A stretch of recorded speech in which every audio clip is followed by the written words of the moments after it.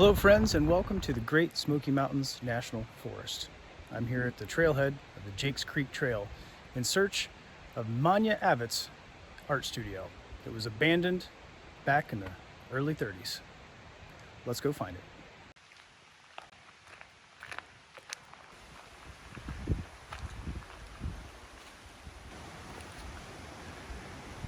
It's not just the early American watercolor and oil painter Mayna Avent's country home. It's also the home of a lot of other pioneers of the area. This is a beautiful part of the Smoky Mountains. You can see the creek right down here below and the remains of some of the old homes where these pioneers used to live.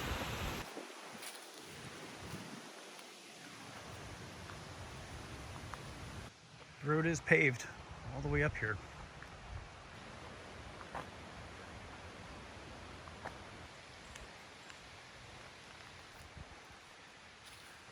It's just a random cabin I found out in the forest. As you've seen, most of the structures here have been demolished. Over time, the National Park Service has raised all these properties just so they didn't have to take care of them and preserve them. And a lot of them over time, I guess, had some major problems and were beyond repair. And it's cool to see this structure being worked on. Right out front, there's a big dumpster. You can tell they're doing some renovations.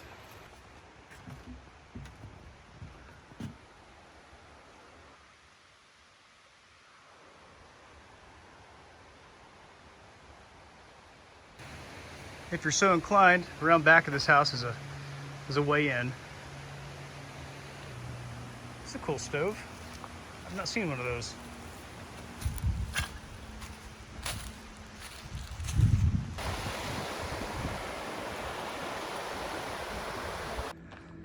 Well, this is quite of an incline and a long walk. Some of you hikers might know this crossroads, the Cumberland Trail. It's right there.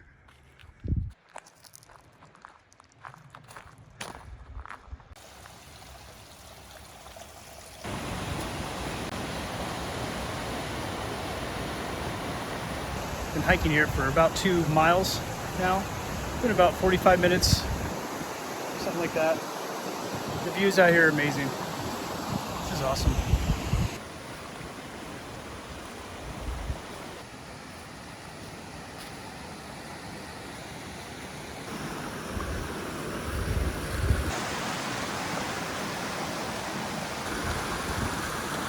Well, as it turns, I have passed the location of the cabin. I didn't see it. I looked at Google Maps, and here's a pro tip. Google Maps will work even if you're out of cell phone range. You might already know this. If you pull it up while you're on Wi-Fi or within cell phone range, your location, and just leave Google Maps up, you can still mosey around on the map and find out where you're at. It's very handy when you're out here on a trail in the forest. It's a nice modern convenience, isn't it? You might be wondering, well, why weren't you just paying attention to your location? Well, because I'm paying attention to all this. I really didn't care to look at the phone. In fact, some of the only times that I care to look at my phone is when I'm pulling it out to record something for you. So I just don't pay much attention to that. I like wandering. Found the cabin. A little hard to get to. There is a foot trail. That's it.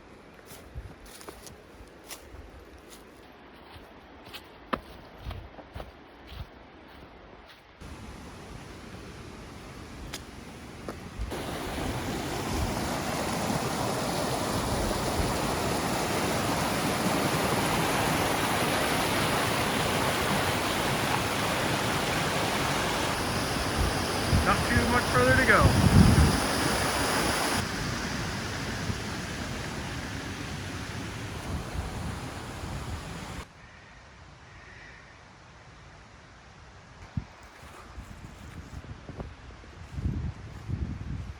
This is so cool.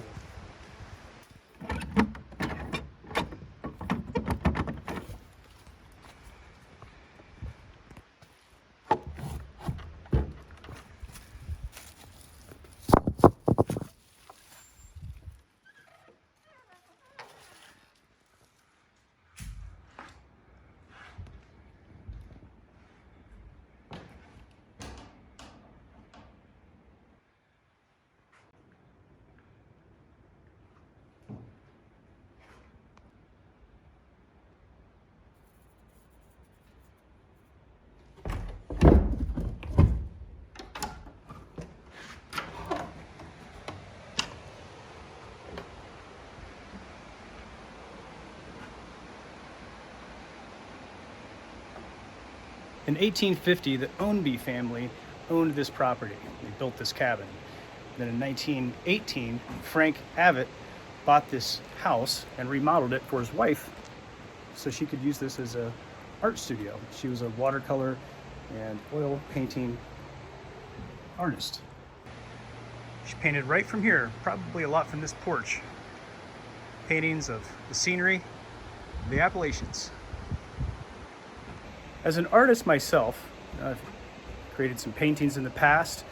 I've made video art nearly every day of the last several years, whether I've posted that on this YouTube channel or my other YouTube channel, World's Greatest Kiting, doesn't matter. I've recorded something. I've always had this thing going, trying to find the best spot and the coolest location to shoot a video and to take you on an adventure. As an artist, I can imagine this being an awesome place for someone who is a oil painter or watercolor artist like Mayna was. She spent 20 years in this cabin creating that art. Looking forward to showing you some of that art. Mayna Trenor Avent was born on September 17th, 1868 in Nashville, Tennessee. She was known as a watercolor and oil painter and showed her pieces in Massachusetts, South Carolina, and Tennessee. In 1891, she married her husband, Frank Avent, and they had a son, James. She spent 20 years making art in this cabin, and on January 2nd, 1959, Mayna died.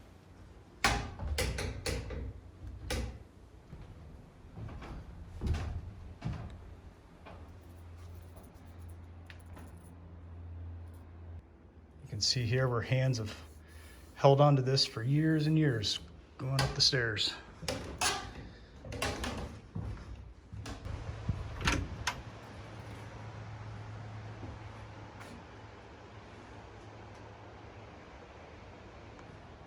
Sign the guest book.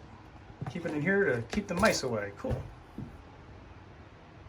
Looks like 2 people have been here today already. I ran into them on the trail. They were very nice.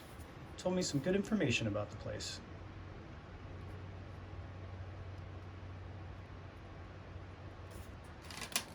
National Register of Historic Places. The official paperwork. Very cool. Artifacts from the time period. Looks like a pickling jar, can, drain tile, likely. Remember to be a good steward. Close the doors behind you. Leave nothing behind but footprints and such. I noticed this nail sticking out above the doorway. Wonder what it was holding in place. Time to make our way back down the trail.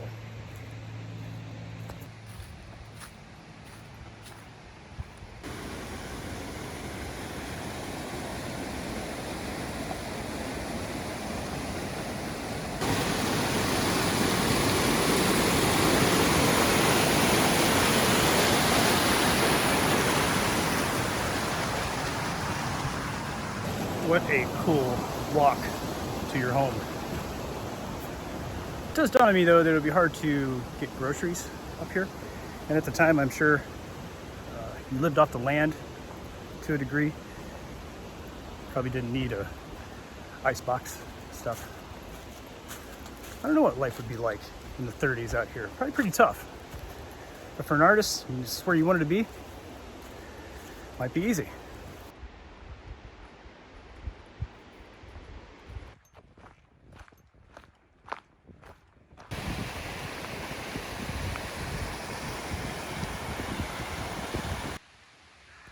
This road that you're walking on has got some historical significance. Before tourism, the way that pioneers made a living was through logging, and that was the biggest industry in this area.